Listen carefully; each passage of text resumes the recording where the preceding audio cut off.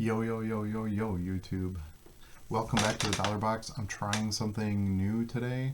I'm going to share my screen. I'm doing this on my PC with a webcam. Normally I record all my videos on a phone, but I wanted to be able to share a little bit more real time, if you will, with what I'm looking at on a screen, as well as you can have my beautiful face in the bottom corner while you're watching.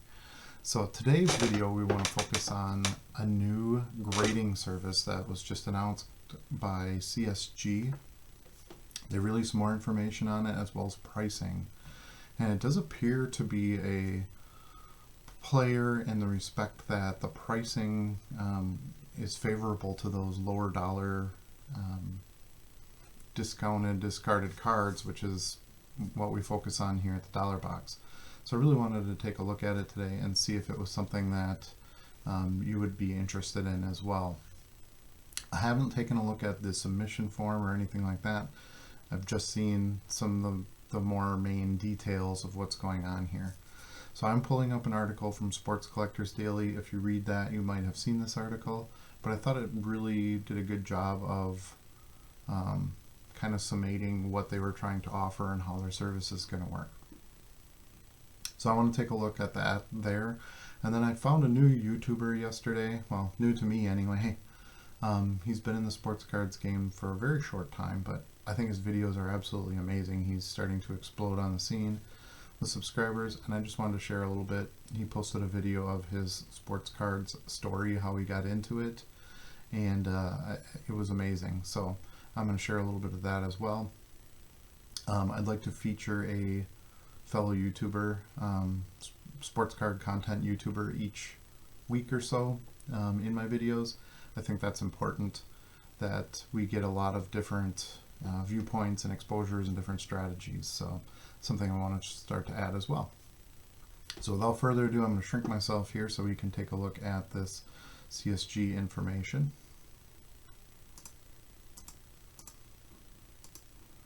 Let me just get myself small and in the corner here.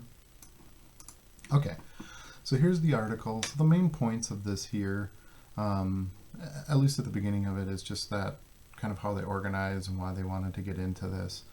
And they did hire a couple of former BSG graders, Andy Broom and Weston Reeves, to head this up. So those are pretty solid names in the grading industry, so it brings a lot of integrity and experience immediately to their new project. So here's what it will look like if you do a grading where you have all the subs entered on the card. So I'm not a huge fan of the flip. I actually think it's a little bit too big. Maybe they'll change this a bit, but you can see here this is a perfect 10, if you will. I do like they very clearly state the grade right in the top left corner, right under their CSG logo, that it's a perfect 10. And then their 4 categories for grading are centering, corners, edges, and surface, which is basically the standard. And then certified sports guarantee underneath it. I did not have a picture of the back of it. I wish we could see the back. I don't know if there's going to be holograms or barcodes, or if there's going to be a registry or anything like that. According to this photo, that it doesn't really look like there's anything. There's no numbering, nothing like that. So I'm guessing that that's something that would be added later on. They would want to serial number each of the cards. It's kind of part of the point of grading, so that you can verify and track a card. So anyway, so that's what the preliminary look of it is. They do state that the holder and label include a detailed description of the card, its grade, its unique certification number. Okay, so it does say that there's going to be a number on there and a QR code to facilitate verification. So a QR code would be really nice with PSA. You can go to their registry and there's a barcode you can scan on the card, but a QR might be nice. It would take you right to the web link to track that particular card. CSG also says that there will be extensive security elements to prevent tampering and counterfeiting, which is good news, as the hobby has had some challenges at times with grading companies and that being a problem. So here's what I really wanted to show you was the fees. So they have a couple different tiers, as you would expect, like most of the grading companies do. One of the things that I kind of don't like is they're charging a $5 handling fee per submission. So that's sort of like an added fee just for you submitting your online order form. Not sure why they're doing that. It's a $10 fee if you're doing paper submissions, which I don't think anybody does paper submissions at this point anyway. But I suppose technically if you want to mail it in with paper, you could do that. So here's their tiers, excuse me. The unlimited walkthrough, which is like the big cards, that's when they do like a full investigation on the card. That's going to be $100 plus 1% of whatever the value of that card would be. A regular walkthrough, $50,000 card would be a $100 fee. But let's take a look at some of the more standard options. Economy, any card up to $500 would be $15, and then bulk, which would be a 50 card minimum, is $8, which is a very good price for a top tier grading company if you want to consider them that. I think they have to earn that right yet, but I think in the future that they certainly could be.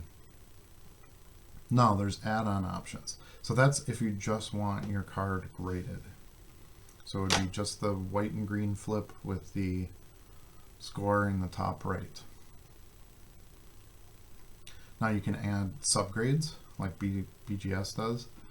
$10 a card. So if you were going on the bulk at $8 and you added the subs for each one of those cards, your cards would be $18 a piece for grading. An autograph, you can add an additional $2 for that. Quick submit, I'm not quite sure exactly what that means. I think that might be if you just want to get the grade itself and get it back to you quicker. I'm not sure. That's something we have to look a little bit more into. Pedigree, that's if you have a card from a specific collection, like let's say you bought something out of Wayne Gretzky's card collection or a famous collection.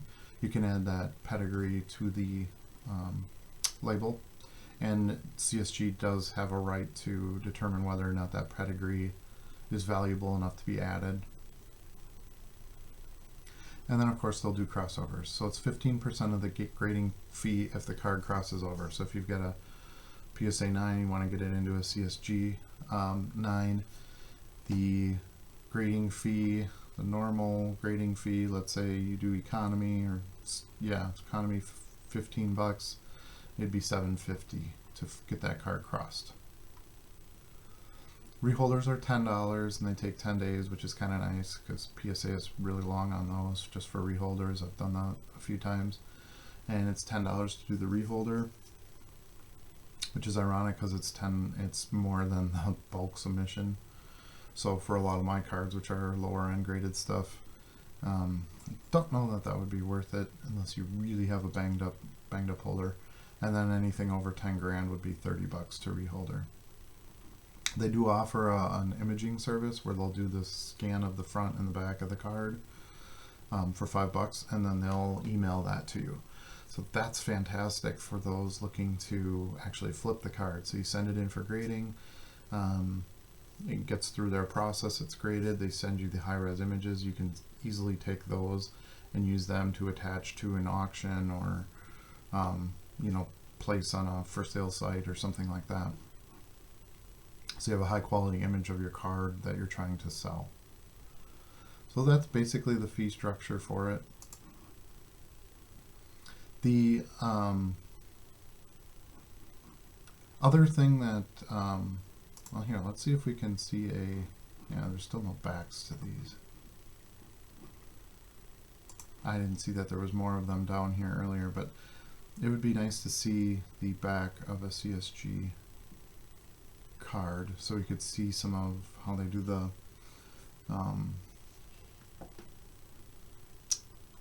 authentication scanning code and stuff.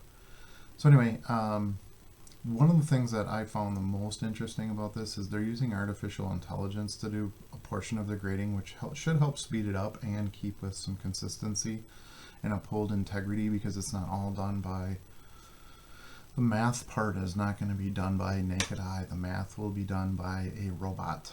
So basically measuring, centering, some of those that don't really have an opinion based grade to them, like eye appeal and things like that, would be done by the robot. So each grader will have a forensic device that can catch alterations, which is important, and hidden details through some infrared and UV lighting, ultra microscopic inspections, and non-destructive ink and paper analysis.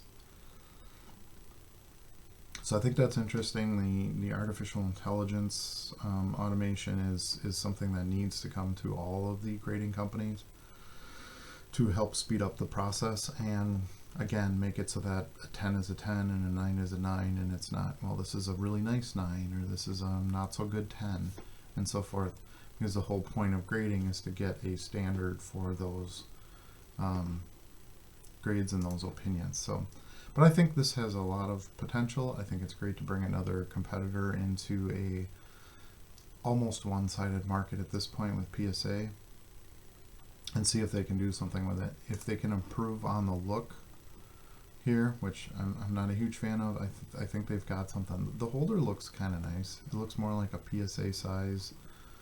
You know, I'm sure it's going to be ultrasonic sealed and all that good stuff like all the other companies do, but I don't mind that, the look and the shape and stuff. It's more the flip is a little bit, it actually detracts to some degree from the card, in my opinion. It tends to be more of the focus, where I think this should just be a little bit of information, easy flip up here, so that the card is really the focus of what's in the slab.